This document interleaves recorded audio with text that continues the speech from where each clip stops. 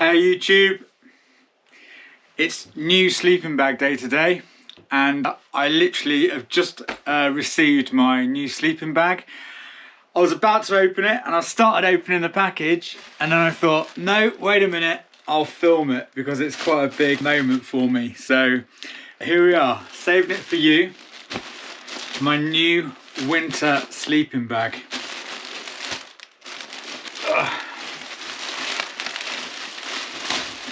This is it. This is the actual unpacking of it. This is the first time I've seen it. So we are Western Mountaineering Versalite. So the stats on this baby is, got it on my phone here just to reel off to you, 850 goose down fill power, comfort rating down to -12. It actually weighs 982 grams, so less than a kilo for all that. But they do 3 lengths. They do small, standard and long, and I just went for the standard one. So hopefully this is going to be big enough for me for my big build. Let's see. Oh, wait a minute, I have to cut that. There you go, there's all the stats there on it. Can you see that? Excellent. I did a lot of research actually before taking the plunge to buy this, because it's super expensive. And to be honest with you, I had to really think about it a lot before I spent this amount of money on a sleeping bag. But really, weighing up it was the weight thing and the performance that's stated on it, which I watched a few YouTube videos as well with people on there, and really highly rated sleeping bags. So they're made on a small scale as well, as I believe. Small place in America, made in the USA there, look. Can you see that? Oop. So they're kind of, I really like the fact that they're like a smaller manufacturer, Western Mountaineering. The temperature rating is just fantastic. Oh, it's got it all there actually, more than I've seen on the internet before. So you can see that they do an extreme rating, but apparently they're very generous with all their figures. So comfort rating is down to -6. The limit is -13. And then the extreme is -30, but people tend to kind of ignore that one. That's what you can probably survive down to rather than be comfortable. So the medium, which I've got here, is 6 foot, which is 180 centimeters, and I got the left zipper one. So apparently it's recommended if you're right-handed to go for the left zipper, so it's easier on the inside to unzip. There's the logo there. So you see that? So apparently it's got really good lofting on this one, so it'll puff right up.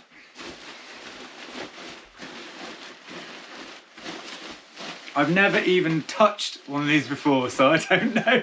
This is my first time even feeling this. It's really cool, really good, really thick. Look at that. And it does pack down really nice and small, and for the weight of it, it's super cool. I'll take you in on a bit of a closer look there at it. So you can see it's got a neck baffle in there, which all makes like a seal around your neck, and you have a cord somewhere. There you go, there's the cord there, which you can pull to just tighten that up to keep all the warmth in. Nice big hood. See how much that is puffing right up. That is cool, isn't it? Right, I suppose we better get in it. Okay, so I've got my my PJs on, ready to get in. Let's see how it feels. Oh. See if we can get in first.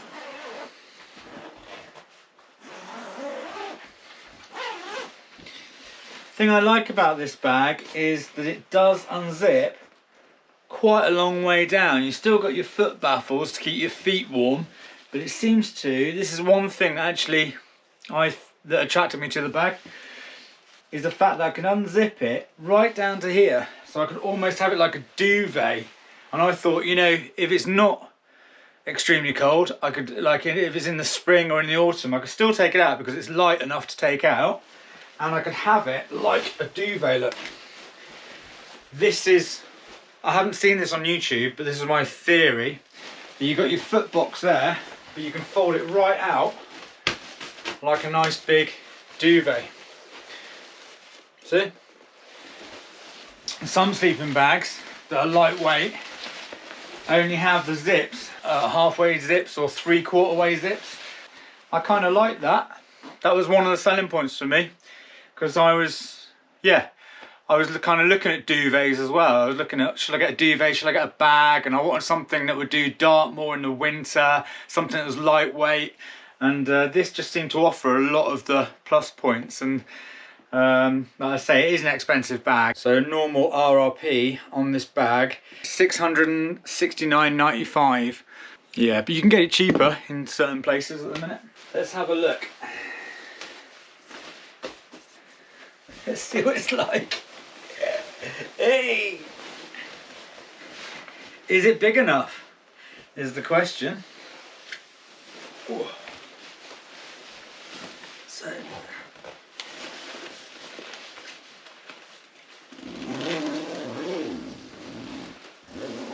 That seems to be good. And then this is where your, God, it's thick. It's really thick. This is where the left-handed zip comes in handy when you're in it. I can use my right hand to zip up there and connect it up. And this is it. It's fluffed right up, look. And then this is the neck cord, which you can bring in. So I'm tightening this cord now for the neck. I guess there's a hood cord. Oh, there you go. Hood cord here, which you can cinch up. Oh, and you got it. It's kind of, there's an alright bit of room actually. I was thinking, because I'm quite broad shouldered, I was thinking, is this going to be wide enough? And yeah, it is. Yeah, comfy with that. Let's cinch this up a bit more. Let's see how much more can we get in there? Oh, that is toasty. Wow, this is quality. This is a quality bag.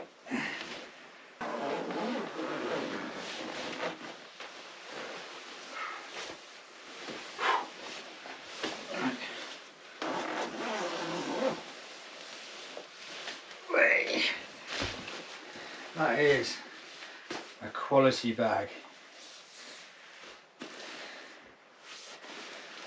Really nice. This sleeping bag was carefully sewn by experts whose signature appear below. I think that says Hang W. Or is it A Tang W? Or is it Alang? I don't know. Anyway, that's the person there. So it comes with Western Mountaineering bag, which you store the sleeping bag in, because you don't want to store it too compressed. Yeah, that's worth noting as well that, sorry, down this end, our goose down is sourced from a supplier that shares our values. The plumage is collected after molting or harvest, and no live plucking occurs at this farm. So yeah, it's a truly sort of handmade bag, this one. And that's probably, well, that's why you pay so much for them, because they're handmade. Yeah, that's it.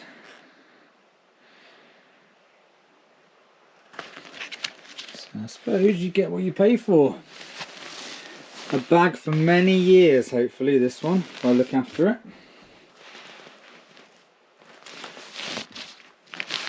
And then this must be the stuff sack it goes into.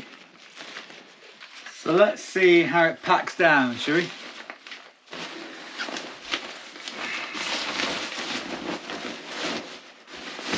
And always pack from the foot end, so all the air goes up and out of the open end.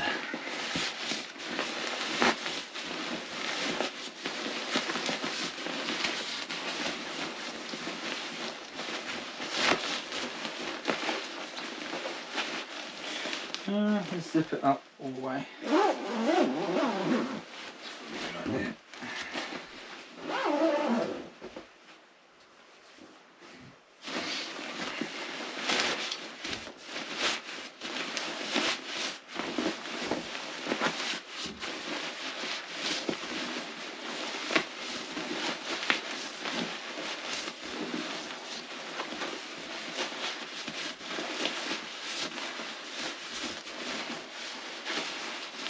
Guys, a really lofty bag. You can feel all the air in it now. Oof. And push all the air out as we pack it in. Ugh.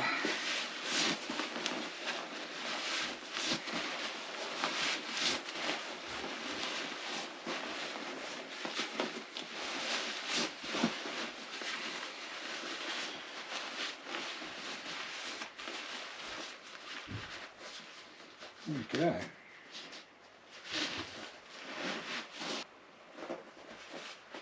So that's it. That's the first time I've ever packed that bag right in front of you. And it seems to be really straightforward, really easy. I could do with I don't know if there's like a lip. Could do with like a closing lip underneath this.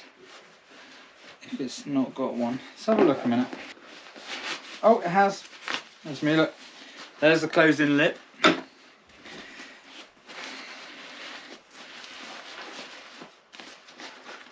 tuck him all in. That'll protect the bag when it's in your rucksack. I'd always put this anyway in a dry bag. I'd do this and then I'd pack it into a dry bag anyway when it's in my rucksack. Can you see that? So that's packed there with that protective lip covering the bag. So there's no part of the actual sleeping bag showing. And that's it. Yeah, less than a kilo. That's a lot of bag, isn't it, for less than a kilo? Cool. So that's it in its stuff sack. When you're out walking to go in your rucksack and stuff, that's how that'll pack. I reckon you can get it smaller than that if you have like a compression strap dry bag, or just a normal dry bag to expel all the air out. I think I can get it a lot smaller than that. What I'm going to do now, because you never store it in that bag, because all the down can get matted together and it can reduce the performance of the bag if you store it compressed. So that's why Western Mountaineering give you this nice big bag. This big bag is the storage bag, which you can I'll probably just fold it in half or something. Let's have a look. Let's just place it in there, roll it up a bit, and store it in there. And this is where it can live while it's in my house. And that'll prevent the down from getting crushed and keep all the performance in the bag. And it can live in that nice big sack like that. So this is just for storing around the house. Keep it nice and tidy, nice and fluffed up in that one. You can also, obviously, you can hang them up as well. You can use, well, you can just use a normal coat hanger and just hang them up on coat hangers. There are some sleeping bag hangers online which you can get. I see that on Amazon they do specialist sleeping bag hangers, but I think just normal hanger, or maybe if there's a loop maybe on the end of it. I didn't check actually see if there's a loop on the end of there, but you can put them on a hook and hang them on the wall. Pretty cool. It's got these baffles in it. So these baffles that go right around, and the goose down in the baffles continues right around here to the back. So you can, well basically, if you've got a nice insulated camping mat underneath, you can swish the down into the top. I'll show you. So basically, this is the under part of the bag, and if you want more down around the top of you, maybe it's you know, you're camping in a cold place and you've got a nice insulation underneath you, because obviously if you're lying on the down you're not going to get too much insulation from that anyway. So what you can do is you can get this side and you can swish it effectively and move all the down away from the back, and you can move it into the top part of the bag. So you distribute the down into the top part of the bag. In theory, that would then make the top part of your bag more full of down, which is going to insulate you a lot better. It's all on top of you, and that's going to keep you warmer if it's really cold. So that will puff up into this. So now the way I've got it there, you should have a lot more down in the top than in the bottom. You can do the other way around. If it's not really cold conditions, and just move the down underneath you, which will give you less insulation over the top and keep you a bit cooler. So they're continuous baffles that go around the bag. The stuff I'm telling you is all on YouTube on different channels. I've not used this bag before. This is the first time I've ever put my hands on it. And you were there when I opened it, and this is literally my opening of the bag. I've never actually held one before.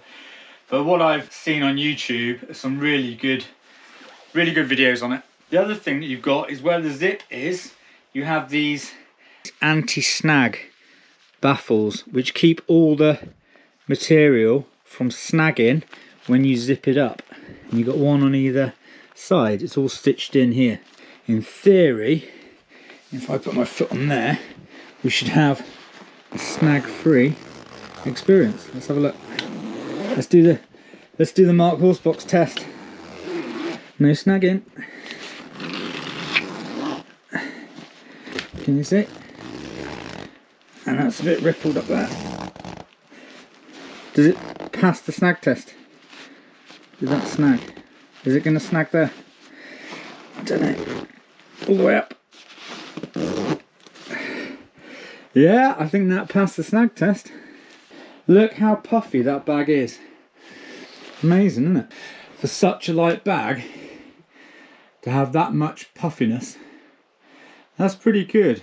It's got a good amount of loft in there, hasn't it? I'm going to be using this out on Dartmoor, and hopefully I'm going to go for a wild camp pretty soon on Dartmoor. There is a Dartmoor protest due this weekend against the ruling of a small piece of Dartmoor which you're not allowed to camp on anymore.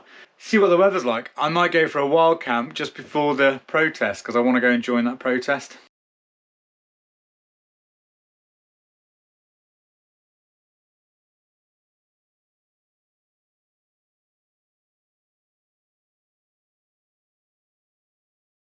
Looking forward to using this.